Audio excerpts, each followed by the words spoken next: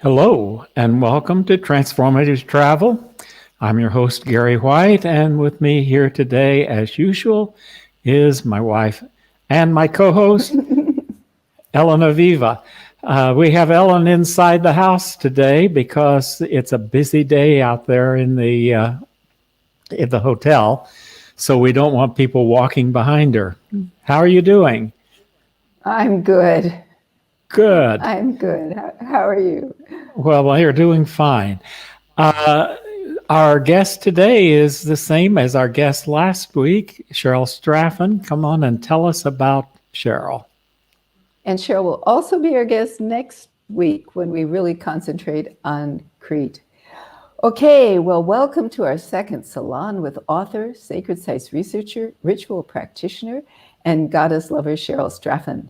This time we will explore the wheel of the year through seasonal alignments at sacred sites, folklore and legend in Cornwall, Ireland, Malta, and Scotland. But first, a little about Cheryl. Cheryl spent the first 19 years of her life growing up in Cornwall before moving to London for coursework and postgraduate work at London University and Cambridge.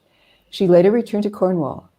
She's written numerous books on topics including megalithic mysteries, pagan Cornwall, Cornish folklore, holy wells, the earth goddess, the goddess in Crete. She formerly organized, co-organized, and facilitated the Goddess in Cornwall events, as well as organizing rituals and ceremonies at the Glastonbury Goddess Conference. She currently vice chairs the charity Caspin, which looks after ancient Cornish sites. Cheryl and her wife Lana, who is an excellent dowser, we've had great dowsing experiences with her, continue to explore sacred sites in Cornwall and Crete where they have homes. We first met Cheryl in 2014 when she was our guide to a number of amazing sites in mid to South Cornwall. We later met up to celebrate a midsummer festival in Penzance, which we may end up talking about, and just a few years ago in Malta for the spring equinox alignments at Mnidra.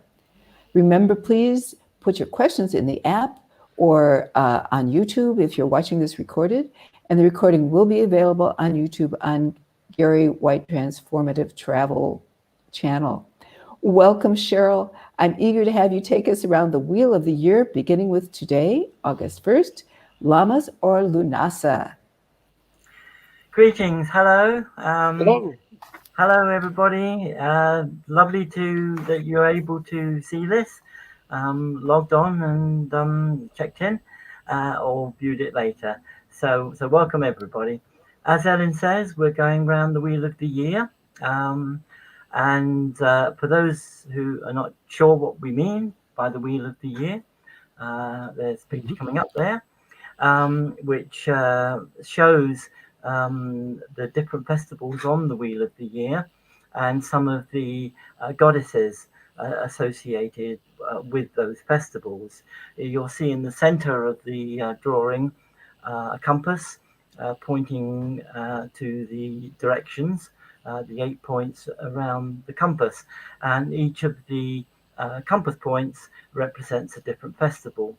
The whole idea of the festivals of the Wheel of the Year is based on very ancient tradition and writings from the dawn of time, really, right up into including medieval times.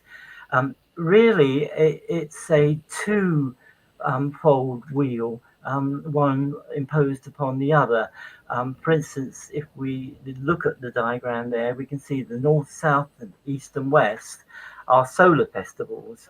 That's the winter solstice at the top, the spring equinox in the east, the summer solstice at the south, and the winter solstice at the west. This solar wheel of four festivals was certainly celebrated back in prehistoric times by the Neolithic and Bronze Age people. and possibly into the Iron Age as well. Later, when the people became more settled, they started to celebrate what we call the cross-quarter days. And these are festivals to do with pastoralism and the rearing of crops and the collecting in of the harvest. And these four festivals are the northeast one of Imbolc, the southeast one of Beltane, the southwest one of Lammas, which is where we are now, and the northwest one of Samhain. So these two wheels have been imposed on each other to make an eightfold wheel of the year. And that's what we'll be looking at today. And that's where we start our journey. We start our journey because today, or the days up to today or after today, generally constitute the festival of Lammas or Lunasa. Lunasa is named after the Celtic god Lu. Lammas means loaf mass, which is a later Christianization of the same festival.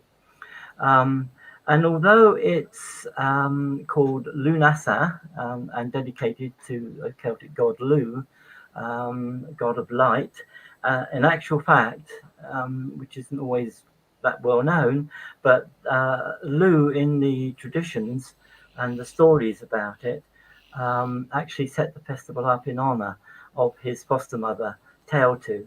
Now, Teotu, it would seem from the legends, very ancient goddess. So I actually think it should be called Teotu's Festival or Teotu Nasat, to coin a phrase. But Teotu in the legends was an ancient goddess who lived up in the mountains or the hills. And she then descended to the plains and she cleared the forests and the plains, and she brought the gift of agriculture to the people. She brought them the gift of planting crops, of harvesting those crops, of making bread. She brought them the gift of having cattle and domesticating them. So the legend, to me, sounds as though it goes right back into the Neolithic or Bronze Age. It tells of a time when the people settled down, and therefore that has to be the period of the first farmers, the farming revolution that came from the Fertile Crescent of the Near East and spread across Europe. And the festival of Lunasa is known in many countries in Europe, including Ireland and Scotland and Wales and Cornwall. And so it's a time for harvesting all the good things in our lives. And it's still celebrated by pagans today who go out and give thanks to the earth for all that she gives us. And in the course of the ritual, which our group actually did yesterday, so it's very fresh in my mind, we make a corn mother out of the grain, the corn or the barley, and decorate her with flowers from this period, this time, and ribbons. And where we do our festival, there's an ancient settlement, Iron Age settlement, Bothprenis, which contains a house with a niche in it, which we think was used for offerings in the past. And we too, once we've made our corn mother, we take her to the beehive hut and place her in the niche. So we still continue to honor the goddess of this festival time. Ellen? Two quick questions. I think when you say corn, when you're British, when you're in the UK, the corn refers to wheat. It can refer Can to it also corn refer as well. to? Okay. We have Okay. corn, we have wheat, and we have So when you barley. say the corn mother, you're thinking it could be an ear of corn? Could be, well, several years, yeah. Yeah. we Okay. usually collect the corn from a local field where it's ready to be harvested. So yes, it could be eaves of corn, eaves of wheat, eaves of barley. Depends what's available. Okay. And how do you spell Teotu? Teotu, Tailtu. Tailtoo. So Tailtoo was Okay. well known in Ireland and gave her name to the settlement of Tailtown.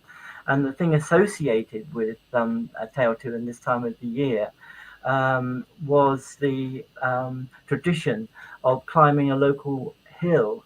This is particularly in Ireland. And they're collecting whortleberries or blueberries, bilberries, and having a feast. And also having games that were originally in honor of Tailtoo that Lou set up. But really, up until very recent times, local communities in Ireland, particularly, you know, continued to celebrate this by climbing the hills and collecting the blueberries and the whortleberries, and having the games. And the whole community took part in this. It's a very old festival, a very old tradition, and it's lovely that in many ways it's been revived and still done in honor of a grain goddess. Okay. Okay. I'm going to be keeping track. I told you I'll keep track of the time, or try to keep track of the time, Yeah. because we're going to be sprinting around the wheel. Indeed. Because we don't want to leave people hanging at the end and not having reached the beginning again. Okay. I could talk for an hour about that. I love to hear you talk, but we better I'll move try on. to keep you track. We need to turn the wheel one notch. Turn the wheel. Because each of these festivals take about 6 weeks between each of the festivals. So we move from this cross-quarter day of Tailtoo, this Celtic Pastoral Festival. Which is basically August 1st, around about August 1st. Around about. Okay. So, you know, perhaps in your own ways, you could give thanks to the earth for all the bounties that she gives us this evening, and perhaps, you know, make a corn dolly even. So it's the traditional thing to do at this time of year. But Okay. let's look ahead. Let's move Turn on. the wheel. In 6 weeks, we turn the wheel by a notch and we come to the autumn equinox. Now, this is one of the solar festivals, one of the 4 big solar festivals of the year. And we know that this festival, which is usually the time of equal day and night, which is why it was of significance to our prehistoric ancestors, we know it's celebrated on or around the time of September the 20th, 21st, 22nd, 23rd. It varies from year to year. And we know for sure that the ancient peoples knew about this festival and celebrated it, because there are particular places all over the world where this equinox is celebrated.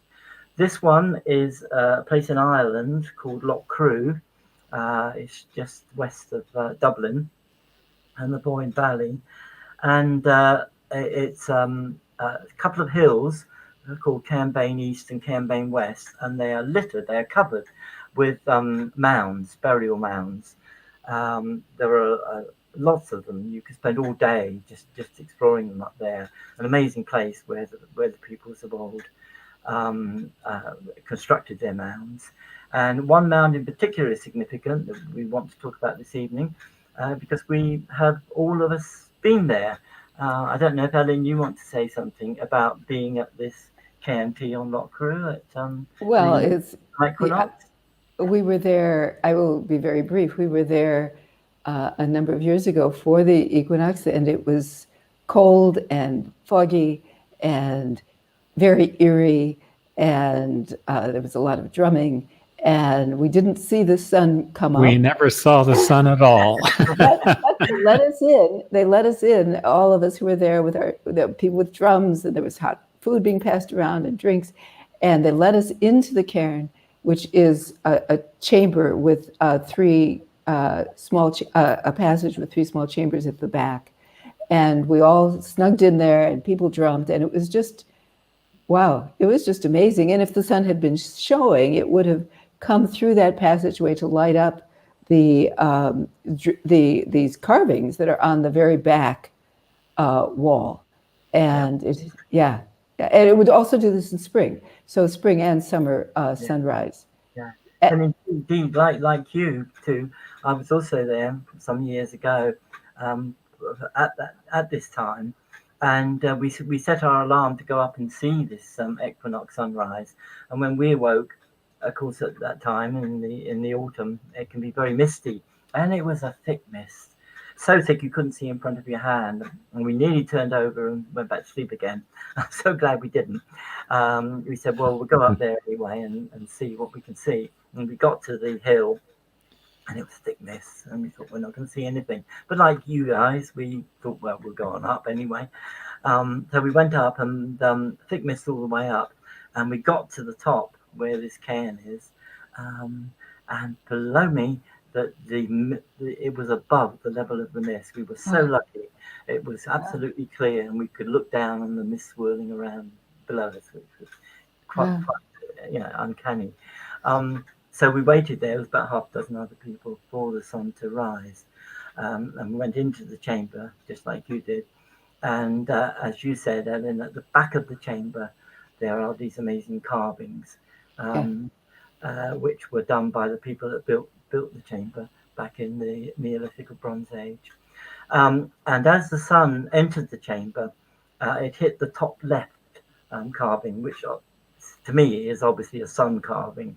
And then the light travelled across that back wall of the stone, illuminating each of the symbols in turn. It took about eight minutes or so, I guess, until it got to the bottom right, where you see that symbol like a boat, some uprights, and that was the last symbol it illuminated. And then, of course, it then switched off because the sun had now gone from the entrance. So it was like an old-fashioned television set. If any of you remember those, when you turn the television off at the end, and you just get that last flash of light into the bottom right. The symbols are chalked in here just to show what they are. But there are YouTube. I'm interrupting you, but there are YouTube videos if anyone wants to look on. I can't remember who to recommend, but there are YouTube videos that are amazing that will show this progress. And this also shows that even if you sometimes call these tombs, and even if these Karen even if they have found remains in some of the chambers, they were much more than that. Obviously, they were open at these seasonal times of the year, and there are carvings that we don't know what they were about, but they served multiple purposes. They weren't just a mausoleum that you closed up and and we can still experience them. Except you told us last time, I think, that Loch Rue is now closed because the roof is falling in. Yes, sadly, you can only experience it on YouTube now. But we hope that one day it will be repaired and people will be able to once again enter it. These sites that are aligned, and there are a number all over the world. There's one particular one in Spain that's also aligned to the equinoxes, southern Spain. And there's one that we've been to on Jersey, La Houbier, which is also aligned to the equinoxes. So it's not a coincidence, there are enough of them for us to know that the ancient peoples were able to calculate these equinoxes and to align their tombs to them. Magical site, and a magical site that we can still experience 5,000 years later. It's amazing. And I'm keeping track of the time, so we now have to turn the wheel one more to Winter Solstice. It's interesting that the next one in the wheel to Samhain. To Samhain. And before we come to this one, I just wanted to mention, while we are still back on Loch Rue, there is one of the other tombs there, which is also aligned to Samhain. And it's Tomb L, I think, on Carn Bain West. And in that tomb, the sun shines in at Samhain and illuminates a white pillar standing there. Actually, we have to go back and see that. Which and reflects the light from there.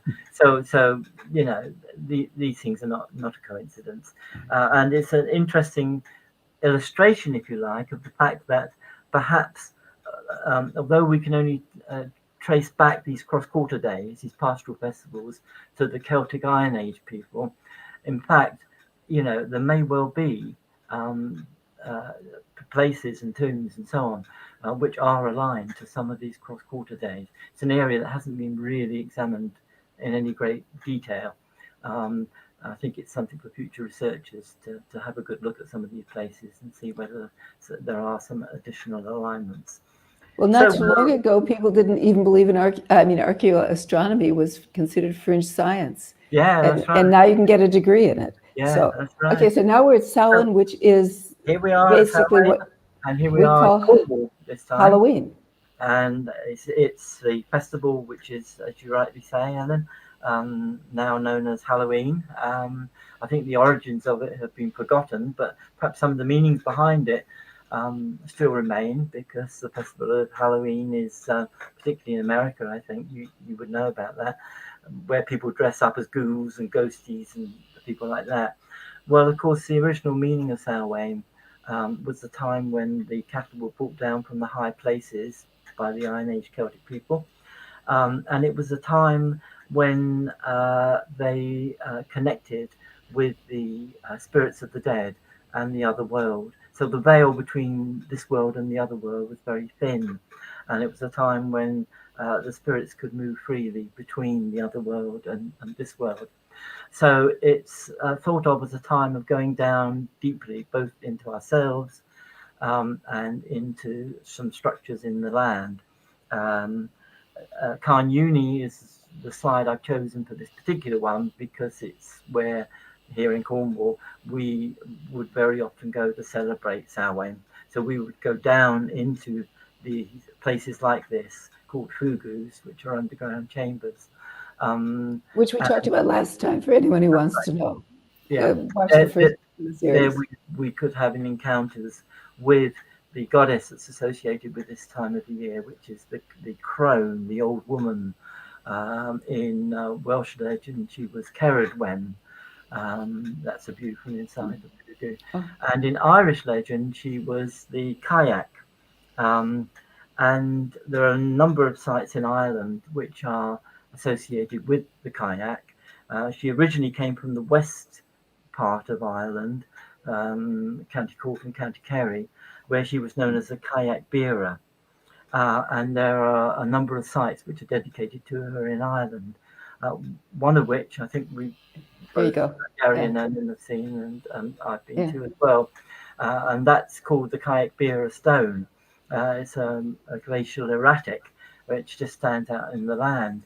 And it was to this, and there's a legend about the Kayak being here at this stone, which I won't go into now, it's quite a long legend. But the interesting thing is it's still revered, it's still acknowledged. Fishermen, before they go out fishing in the loch, will come and make an offering at this stone. When we went to visit it, there were loads of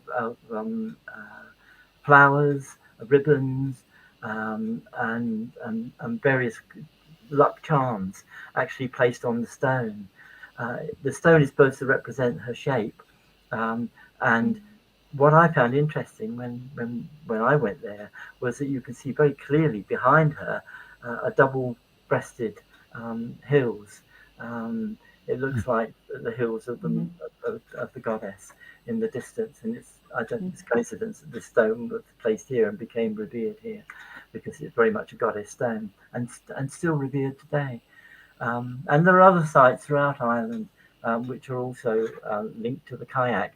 The one at Loch Crew that we originally looked at for the autumn equinox has a stone on the side of it known as the Kayak bearer's chair. And the legend is she was flying overhead and dropped some stones as she went, and one of them formed a chair on the side of the K&T. And that legend of the goddess flying over land and dropping stones, I think is a very distant ancestral memory of a legend involving a goddess who created the land. So she drops stones as she goes, and they become the cairns and the rocky outcrops. So she's a land forming goddess. She's an ancestral creatrix goddess, which makes her a very ancient goddess as well. You have a similar legend on Malta. I don't remember the details, but it may have been about the Gigante temple, but it's formed by the goddess who's dropping stones from her. And another name for the Loch Crew is also Sliv na Kayak. Yes. So it actually It's the includes same her time. name Yeah, as the yeah, title of the place, the location. yeah. And we have similar legends in Cornwall. Yeah. Most of the Celtic lands have similar legends of this ancient goddess of Selwyn, Mm. called the Kayak beer. Turn the wheel. Okay. Okay, turning the wheel again. We move on to the Winter Solstice. Now, this is the next of the solar festivals. Remember, we've had autumn equinox. We're now at the Winter Solstice. Which is At around this, December 20th, 21st. that's right. Yeah, yeah. Okay. 20th, 21st, 22nd. Shortest day, and the prehistoric peoples, Neolithic and Bronze Age peoples, were very aware of this day. More sites are aligned to the winter solstice um, from this period than any of the other solar festivals. So they were very aware of this time. For them, it must have been a big turning point. You know, so in Samhain, they'd had to prepare for winter. They'd had to use up what food they've had. It's a time for us now where we have to go into ourselves and find our inner resources to get us through what can be sometimes a very difficult time. It can be cold, it can be wet. There isn't much light, there isn't much warmth. Um, so, the same things apply to us as it applied to them 5,000 years ago. It's a time for seeking out inner resources and getting you through that period. So once they go through those 6 weeks, they get to the winter solstice. It must have been a huge turning point because suddenly they understood that the sun was returning, the days were lengthening, the light was coming back. It's a sign that things were going to change, and they were going to come out of the darkness and back into a lighter period. So the winter solstice is really important. There are many sites aligned to the winter solstice. I think you were mentioning to me earlier, Ellen, the one in Ireland. Oh yeah, Newgrange. Yeah, It's just amazing. And people, and I don't know if they're probably not doing it now because of COVID, but you could go online for a lottery, and if you won out of, I think, tens of thousands of people, a group of people would be allowed in to this amazing place and this amazing chamber for the several days of the winter solstice, and they could experience it firsthand. The rest of us go there and we get to experience it because the guides will turn on a flashlight or searchlight, some sort of light, and you'll see the sun going through the window box, and the rays will this light will just move up the corridor, and originally would hit the back wall again. Yeah, indeed. Yeah. And I do have to mention that this is also the Christmas season. Yeah. Yes, of returning. Christmas is the returning of the light. That's right. So many of these festivals have been taken over because they were so powerful and they're so central to people's experience. Exactly. So when Christianity came along, you couldn't just wipe them out. So many of the festivals have become Christianized, and the winter solstice and the return of the light, as you say, Gary, is Christianized into the Christmas experience. And so many of the things associated with Christmas are taken from the original pagan, shortest day of the year. Yeah, So the hope for new life, for Yeah. light coming. Yeah, that's right. Yeah. And the warmth of the community and present giving and sharing. For them, it would have been sharing the last of the food and the resources that they've got. All that was carried over into Christianity and into what we celebrate today. So yes, there are many sites that are aligned to the winter solstice, and I just want to mention one down here because I was quite proud of it because I discovered it many years ago. I happened to be up at a local. Is it a previous slide to that, Gary? Okay, is it this one? That one, yes, thank you. I was up at a local quoit, which is a burial chamber. We talked a bit about quoits last week. Prehistoric, they were the first monuments to be built, and they date back about 5,000 years. And the local one at Tune here, you can see from the horizon that there's a rocky outcrop in the center of the photograph. And as I was standing there at the winter solstice, I was watching the sun setting, and the sun was coming across the sky towards the rocky outcrop, which is called Kayak, also known as the Hooting Oh, that's Tarn. right. And I That's said to right. myself, I reckon that's going to set into a notch because it's got a distinctive notch in that rocky outcrop. And so this was a photo I took at the time with the sun approaching the rocky outcrop. And lo and behold, when it got to the point of setting, next slide, please, Kathy, thank you. You can see it set Oh, into the notch itself. Now, wow.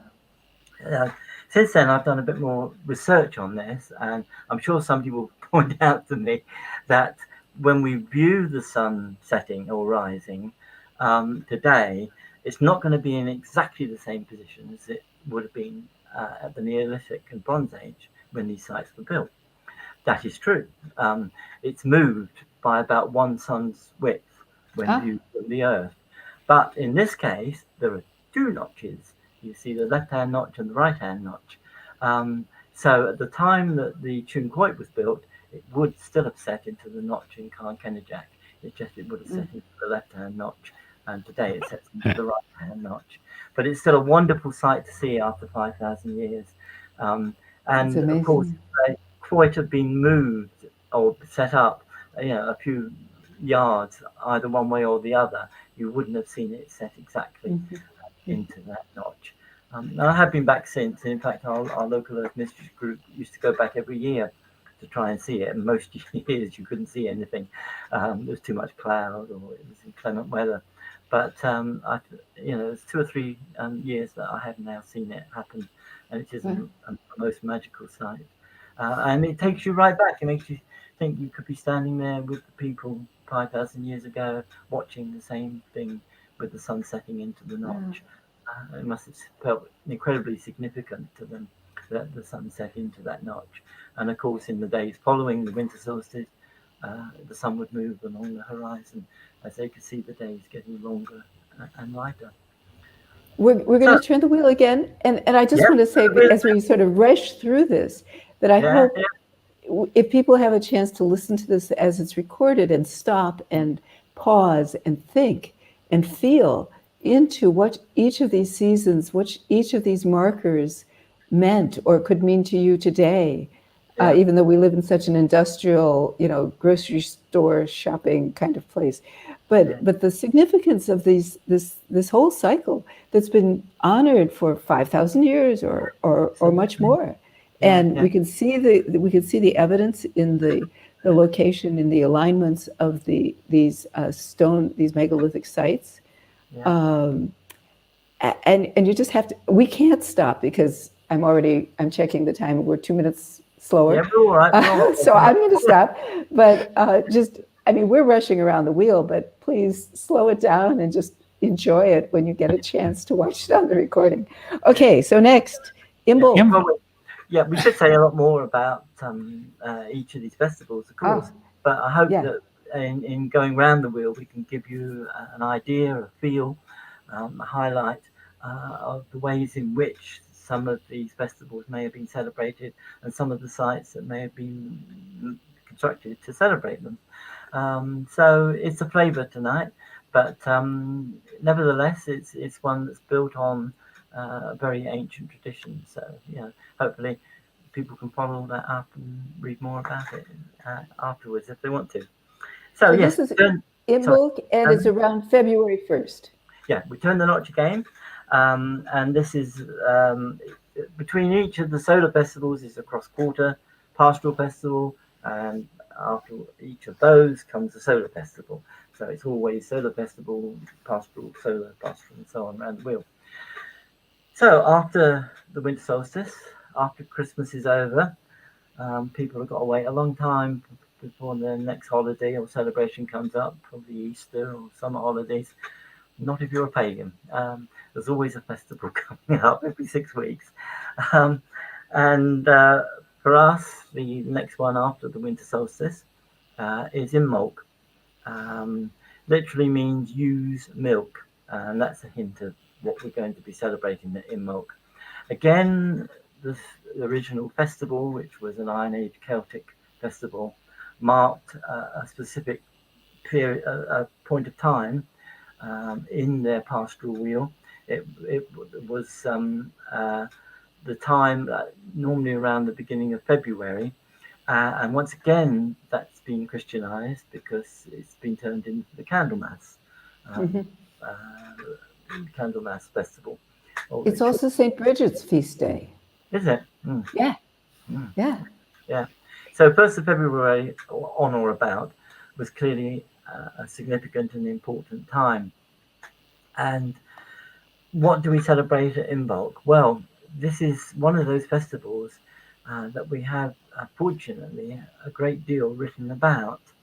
It may not be hugely celebrated widely in society now, but once upon a time it was an incredibly important festival.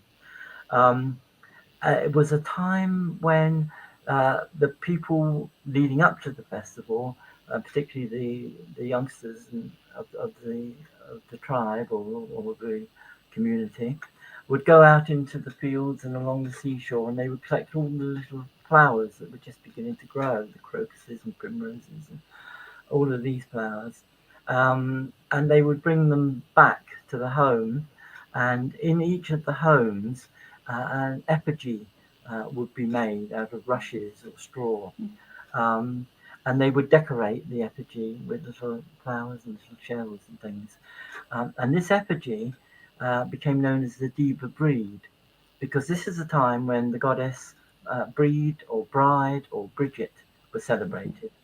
And she was such an important goddess, was a Breed, that she was carried over into Christianity and of course became Bridget, who was hugely important particularly in the Roman Catholic Church. And I remember when I was researching this and went to Ireland, and we stayed at this B&B, and all over the walls there were all pictures and offerings to Bridget. And the woman who was running the B&B was a good Catholic woman, and she said, why are you here, you know? And we said, well, we're tracing the origins of Bridget, because she was supposed to be born in a little village called Foggot, and there's still a churchyard there with a little well dedicated to her, and that's why we were staying in Foggot. We wanted to go and visit the well. She said, you've come to see Bridget. She said, I love Bridget. She said, I go up every day and talk to Bridget. And it was like, it doesn't matter that here was this good Christian woman and here were these pagans. We all had the same delight in this goddess or saint, or call her what you will, Bridget. And Bridget was so alive to her. She went up and talked to Bridget every day. I always go up and see Bridget every day. I make sure I see Bridget. And it taught me really that beneath the veneer of Christianity, it's only a very thin veneer really, that people have always loved their goddesses or saints like Bridget. And they don't need to say whether they're a goddess or a saint or what they are, but they're just Bridget and they love Bridget. And I see Bridget's cross in the upper left corner of that, that's right. that picture. They still sort make of the sunwheel Bridget crosses. Yeah, we did that. We did that around Bridget's Day. Yes, we some did. years ago in Ireland. We were visiting places of Bridget and her holy wells. Yeah, and we floated those crosses on Bridget's well.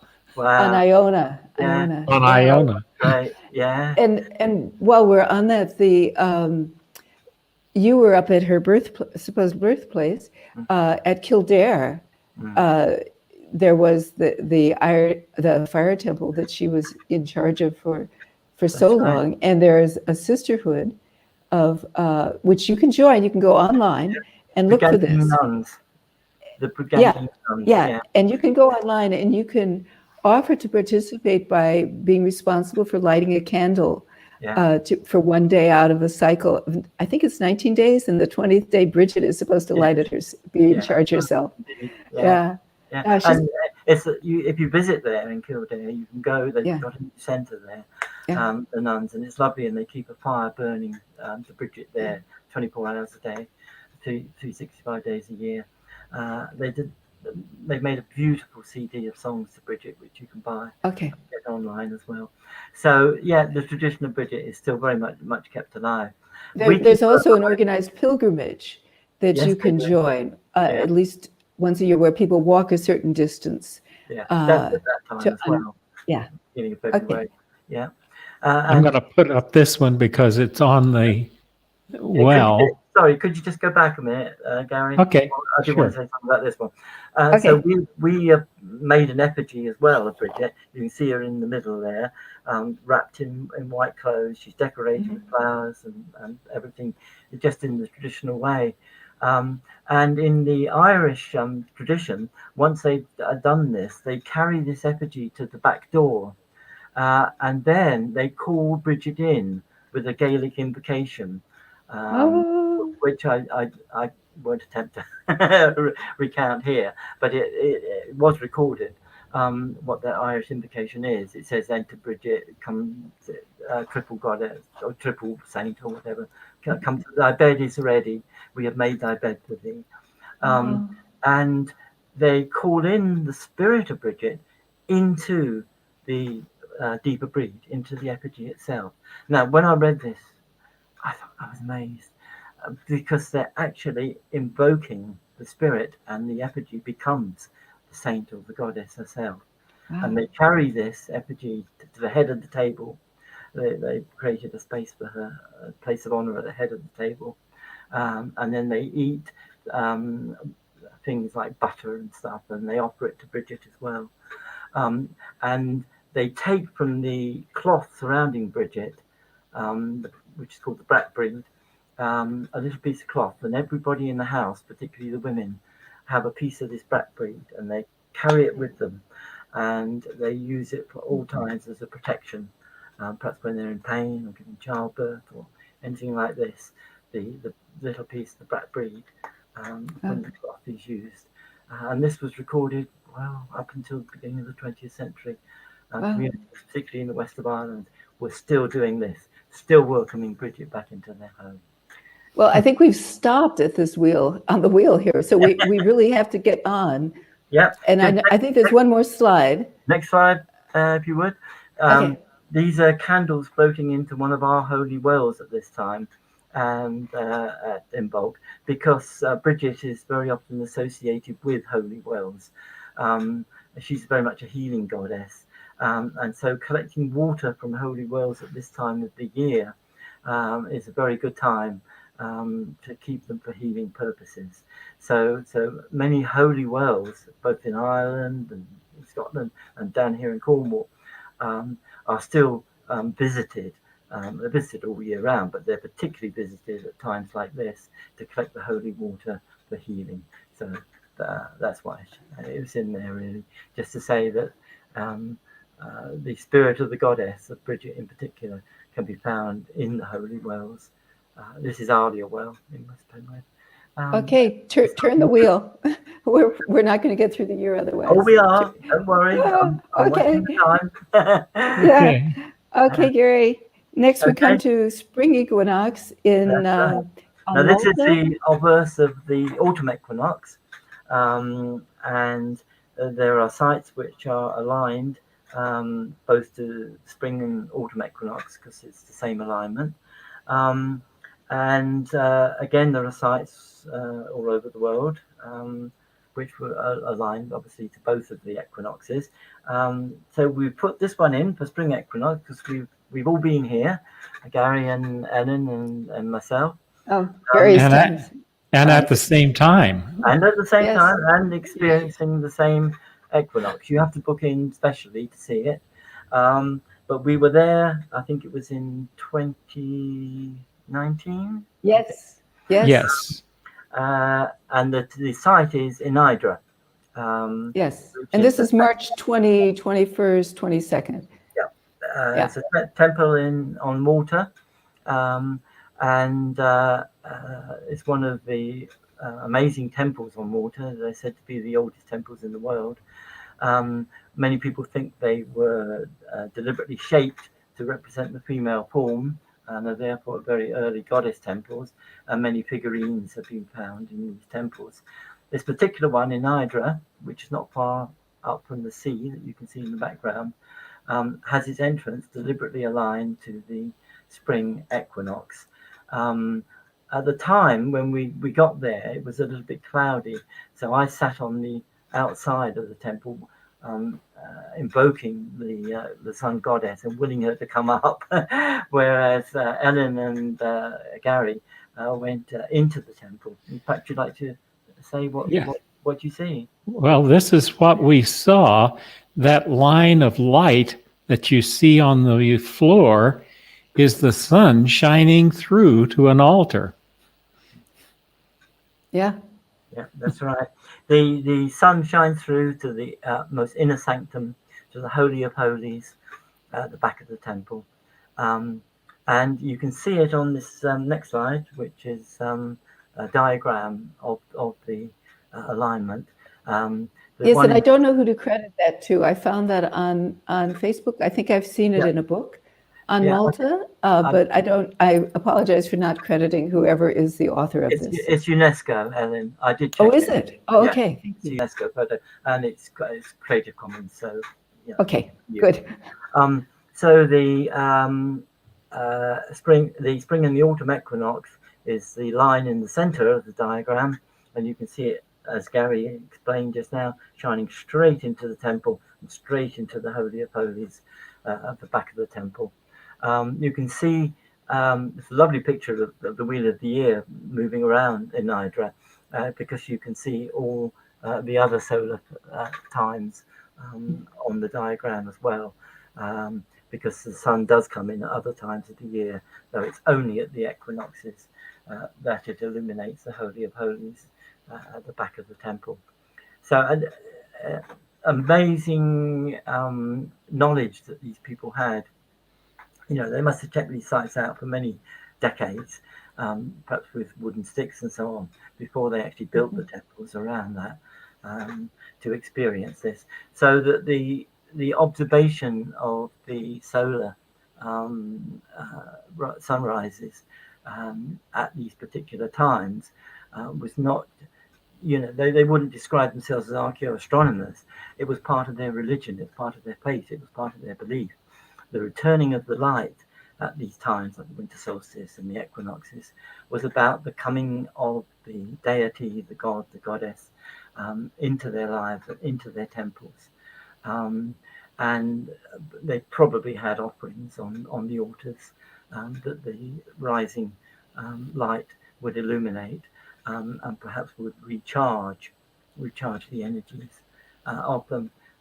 So that they didn't make a differentiation between the science of the solar festivals and the religion and belief and faith of the people. It was all one and the same thing. So if they set these things up, and they set them up accurately to observe these alignments, they set them up because it was part of their belief structure. It was part of honouring of their goddesses and gods. And the bringing in of the light from the deity into the heart of their temples was very important. I'm going to just make a very quick plug and say we've written in our Powerful Places guidebook series, along with Cornwall and Ireland and Scotland. We've also written one on Malta that talks about these things, among many other fascinating topics about Malta. Yeah. Okay. And in my books, Daughters of the Earth, it goes round the whole Wheel of the Year. The whole book is built around. Oh, excellent. So the Daughters of the Earth. Okay. Top right. And they're available on Amazon. They are. Yeah. Yes. Okay. Okay. Turn the wheel another Turn the wheel. We're at and Beltane. we now come to Beltane. Again, the Pastoral Festival from the Iron Age Celtic people. It was a time when they took their herds up into the high pastures for the summer, and it's always been a time of May Day festivals all over the world. Many societies still celebrate May Day, particularly down here in Cornwall. All the elements of a Beltane festival are there.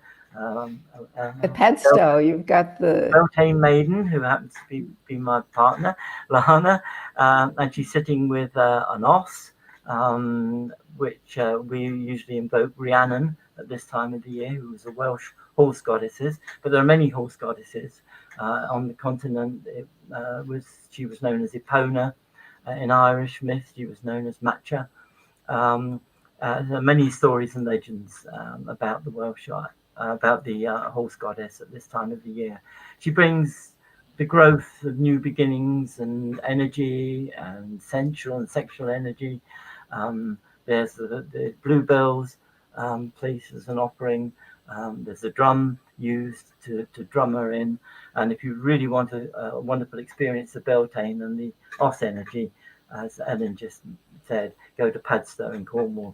Oh my God! Which is an amazing. It was just Yeah. the drumming that started, and the night before, going around with the groups that were singing these very old songs to people up in their apartments, and they were singing to them, and then the drumming that just didn't stop. It was just I've never been in anything that felt so deeply powerful and rooted and unsettling, and everybody was drinking. It's very unsettling. Yes. It's wild. And two osses dance through the streets during the day. Yes. Oh yes, The absolutely. red os and the blue os, and people follow them, and a tease the os. Very ancient. Real feel. Somebody once described it as the last living pagan festival in Europe, really. So It felt that way. I thought, oh, we're waking something up that's very deep. yeah, and old. that's right. Hasn't run for the last 2 years, sadly, because of COVID. But we all hope that it will be back again next year. Always on May the 1st, unless May the 1st is a Sunday, and then it'll be on the 2nd. But Beltane, very powerful festival, which can still be experienced. Turn the notch again. The wheel moves on to the summer solstice. And now we've reached the culmination of the year. Again, a solar festival. There are sites that are aligned to the summer solstice, not as many as the winter solstice, interestingly. But there are many legends to do with the summer solstice. It was a time when fires were lit on the holy hilltops. Now, this is the fire which is still lit on the top of Chapel Bray, which is the first and last hill in Cornwall. And on each of the hills up from Chapel Bray to the borders at Devon, where the last hill is Kit Hill, near where I was born and brought up as a child, there's a chain of these bonfires, and every midsummer the bonfires are lit on these holy hilltops. Many legends to do with the fires. People at this time would drive their cattle between two fires in order to purify them. People would dance through the streets carrying lighted torches. That still goes on down here in Penzance. And in Ireland, they used to do that. In parts of Ireland, they used to take their clears, which are the lighted torches, and dance up to the tops of the hills to honour the goddess Onya at the summer solstice. So very much a memory of an ancient goddess linked at this time, and a very powerful time. Most people know the summer solstice, of course, through Stonehenge, when many people gather at the summer solstice to welcome in the rising sun on the longest day. But it was clearly a very ancient and widespread festival that have lasted, these thousands of years, even up until today. It also has been Christianized in Catalonia. They love fire, and they honor this with lighting bonfires up on the tallest sacred hills and bringing the fire down and running through the streets with those torches. Yeah, but they call it Saint. They say they're honoring Saint John the Baptist Day. Yes, which is June 23rd, somewhere around there. And so again, it's been sort of taken over by the Christian Church, and but it's thoroughly, when you see these folks with the fire that they're bringing down and lighting other lanterns with it, it's quite pagan. Yeah. We were in Girona in Catalonia for a number of years, and this was a dangerous thing because they were running through these very narrow streets with torches, and people were getting burned. It was amazing. Yeah, it's the same down here. It's a festival dedicated to St. John the Baptist around this time. and that's called the Galawan Festival. Oh, we were yes. there. Yeah. We were there with you, weren't You we? were there with it. That's right. Oh my gosh, that was And another you remember them wild dancing celebration. through the streets. Oh, yes. Festival. We danced through the streets, did we not? You did. I don't think there's any photographic evidence of that, but Ah, we definitely maybe did. just as well. Well, I have to say that these celebrations are just really so powerful. Yeah, And, indeed. Yeah, and it's but wonderful certainly- they still continue. You know, I think it's because it's in all of us. No matter that we're not the same people as the original Bronze Age people were, but nevertheless, we're the same sort of people, and we've still got the same feelings about things within us. And that's Well, why, it is inevitable, isn't it? Because we live on this planet, yeah, and this cycle is the cycle of the solar system. yeah, and the sun, yeah, indeed. So it's still real because It it's is, real, yeah. because it's in us. It's Yes. somewhere in our ancestral memories as well. So But so many of us are cut off. I mean, we're in the city. We don't notice if it's long days or short days because we have electricity and lights, and we live such an artificial life. But that Yeah. cuts us off from yeah, this natural From it. cycle and the support we have from nature as we go through this cycle of purging and clearing and fallow time in the winter, and then coming back to new life and new beginnings and new possibilities, and then explosions, and then going back, that cycle that weaves through our lives. and perhaps Speaking we all of need to which- rediscover it for the health of the earth. You know, Yeah. Exactly. let's And our- turn the notch one final time. Okay, There we We're are. back to Lammas. we're There back to the Lammas. rain goddess. Oh, They're beautiful. being given back to the earth at a site here in Cornwall.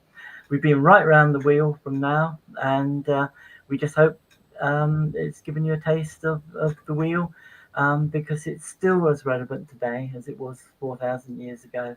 And as Evans just said so eloquently, we still need to be aware of it, discover it, honor it, and care for it. Because we need to care for our planet and our earth. And, you know, the cycle continues every year, and we're all part of that. So thank you for listening. Well, Cheryl, Thank wait. Cheryl, there's a book that we have to show the cover of, but before we do that, I have a question. So if somebody who has no experience with this and they want to start taking this into their lives and at least honoring every 6 weeks or so something about nature, and are any of your books, would any of your books have that kind of support in them? I think it's in most of them. Okay. In one way or another. But it's certainly in Daughters of the Earth. Okay. The whole book is built around the Wheel of the Year. Okay. But also the Earth Goddess. Okay. And it's also mentioned in some of the other books as well. Pagan Cornwall also has a chapter on the Wheel of the Year. So. Okay. Oh, wow. And now the Watching the Sun booklet, Gary. And Yes.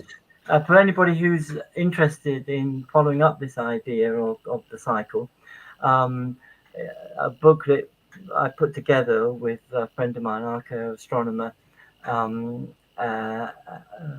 Caroline Kennett, and it consists of articles from previous issues of my magazine, Main Membro. As you see the subtitle, How the Ancients Connected with the Sun in Cornwall.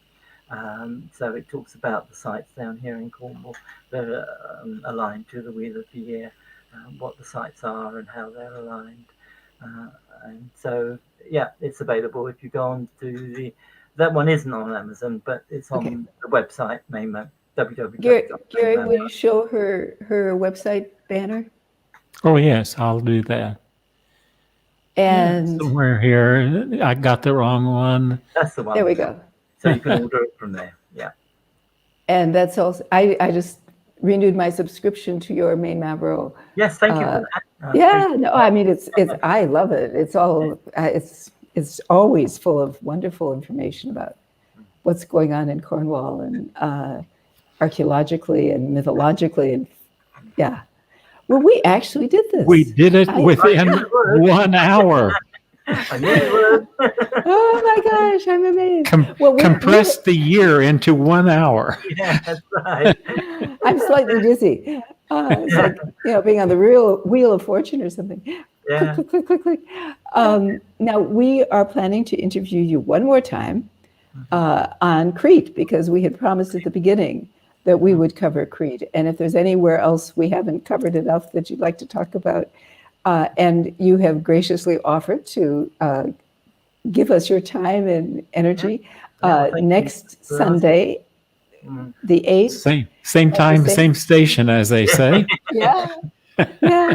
And we'll send out a notice. We'll put it on Facebook. And please put your comments on YouTube, or that's probably the best place, or Facebook, and let us know if there's more you'd like to know about something. And we'll pass these on to Cheryl. And wow, wow, Islamists. I mean, it's. And Let's go out and celebrate. And in the meantime, nice drink and a nice sit down. exactly. And in the meantime, we'll all get ready for next week when it'll be Crete. Okay. Thank you very much for. All right. Okay. Oh, thank you so much. It's such Take a care. pleasure. Yeah. Thank you. You too. Bye. Okay. Bye. Bye-bye. Bye. See you all next week.